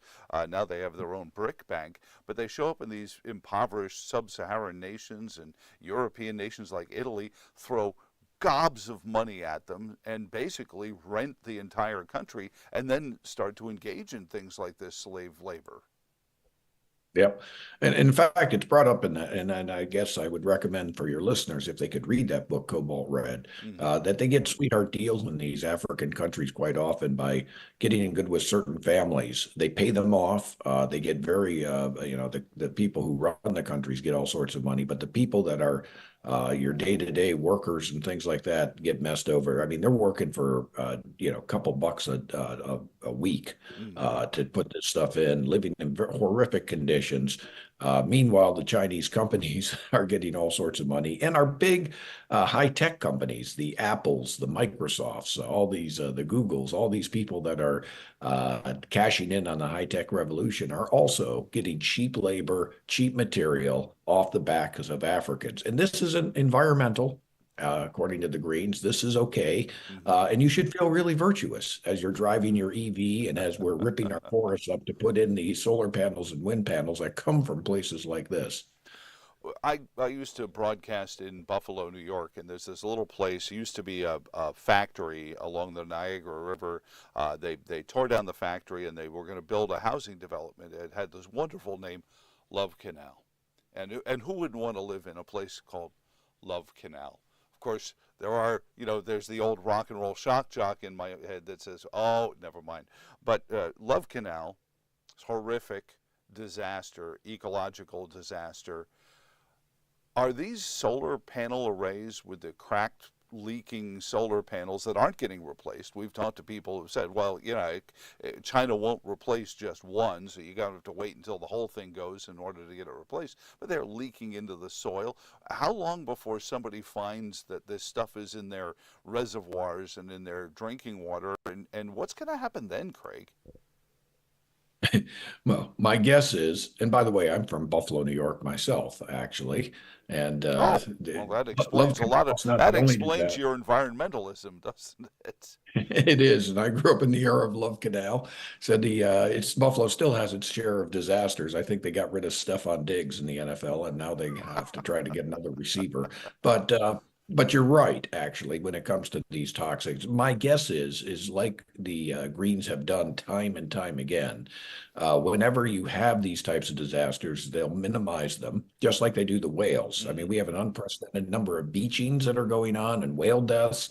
Yep. First, they'll attribute it to something stupid like climate change, which it has nothing to do with because we have temperatures in the oceans out there and they haven't changed. But then they'll say, in addition to that, they'll come up with something like, they just won't monitor the thing, or they'll attribute it to something else. Probably Republicans are responsible in some regard to how this leakage is going. They don't ever see that their own actions are actually contributing to environmental problems, and try to just use them as leverage to empower those on the left of the center and just push their own agenda. Well, and then on top of it, we throw the ESG, environmental social governance laws from the Securities and Exchange Commission, where they've invented this virtue value of, oh, sure, you have no money left in your retirement fund, Mr. Thomas, but look at all the good you did. I know you can't take it to the grocery store, but you probably eat too much anyway. Craig, I know you're in Virginia Beach and you're bringing this case about the whales, and I think this one is one of the most stunning ones, the right whale population, which it's not even like we have 1 billion right whales in the sea. This is actually a properly endangered species, isn't it? Yes, there's only 350 or less likely existing in the wild. We've had several wash up on the beaches just this year. They can't explain them. There's been an unusual mortality event occurring since 2017 when they started what they call the sonar blasting, which is the mapping of the ocean floor, which messes with their sonar, and also pile driving, which is the very loud clanging that goes on. Now, what winds up happening a number of times is they get hit by ships. They go out of their normal lanes and migratory areas and get nailed. Now, the Greens will tell you is that this is a ship's fault, but that's ridiculous because we've had shipping going on for decades and we have not had this type of whale mortality. To me, it's kind of like you're driving down the road, you see a bunch of deer on the side of the road, you decide to honk at them and make them all afraid. They go running every which way. Some run out in the road, get hit by a car, and you say, oh, it's the car's fault. And I go like, no, it's your honking of the horn. You scared the herd, and they were just grazing there. You knew them. That's what caused it. But they won't even look at this. The Bureau of Ocean Energy Management, the National Marine Fisheries, the Biden administration won't even look at this. And they are just hell-bent on fast-tracking their big push to put 30,000 megawatts of offshore wind up and down the East Coast, stretching from the Carolinas up to Massachusetts. This is thousands of wind turbines they want to see put in there, right in the migratory path of about 30 whale species. And, damn the whales, full speed ahead. Well, and let me bring this point up too, Craig, about these wind turbines. You mentioned Dominion Energy. They were, for a moment, rebuked by the State Corporation Commission here in Virginia for their actions. But then even the State Corporation Commission backed off some of their attempts to hold Dominion Energy accountable when Dominion Energy wants us, the taxpayers and the other ratepayers, to pick up the bill because they've admitted it's not going to make as much energy as they put out when they first got permitted for it. Yeah, and it's bipartisan here in Virginia, sadly, because the State Corporation Commission put a performance standard on these wind turbines. Now, what they'll often tell you, and your listeners will hear, is that wind turbines will pump out, enough energy for 80,000 homes. Well, what they don't tell you is that's correct. During the 40% or less of the time that they're actually operating at their full capacity, when the wind's blowing properly and everything's in, the stars are aligned and everything is working perfectly, it can do that.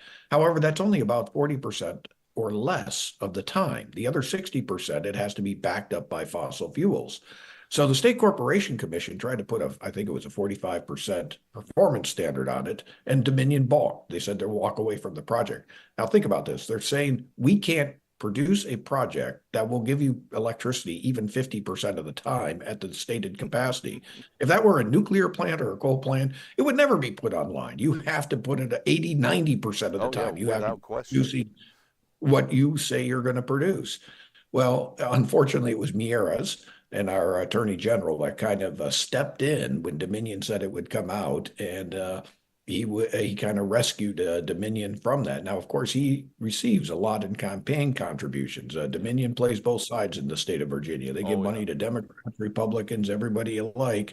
And sad to say, and I'm speaking of somebody more from the conservative side, I was just surprised that this administration, and in particular the Attorney General, stepped in to do that. Very disappointed, and hence it led to our lawsuit to try and say that they need to stop this project. Dominion Energy does not look at just the money and try and do what's right for the environment. Well, Craig, tell us where that stands, because believe me, watching Dominion give money to both sides, yet we're in court watching President Trump being argued over a non-disclosure agreement for a couple of $100 of hush money compared to what Dominion